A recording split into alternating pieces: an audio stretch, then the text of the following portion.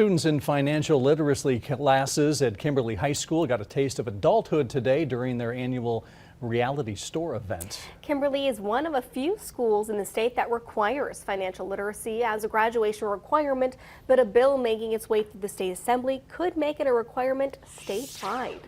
New at 4, Samantha Cavalli shows us the benefits of learning about finances before students begin adult life. The more people know about finances, the better and the quicker you build up a community to be financially solid.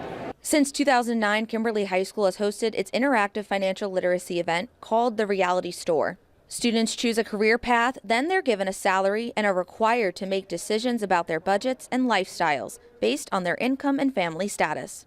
This includes buying or renting a home, purchasing a car, and paying for daycare, among other things. Senior Addie Slinger has participated in the Reality Store all 4 years of high school. She says the biggest thing is learning how to watch your money and your spending. You don't have to be the big person who has all the fancy clothes and stuff, because that'll really knock down your payments and your budgeting and stuff.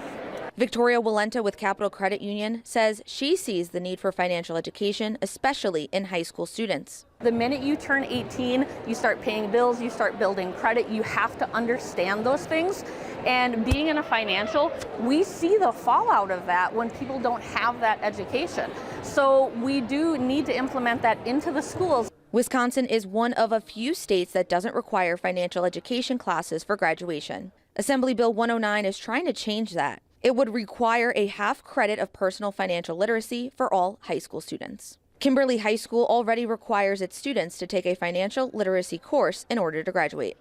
Being someone who's been there, done that, learned from those mistakes, and then I also have kids. So I understand trying to educate children on this and getting that information out there. So the more we can pass that information on, we can get that knowledge, we all succeed when the children learn that. Samantha Cavalli, Action 2 News, Kimberly.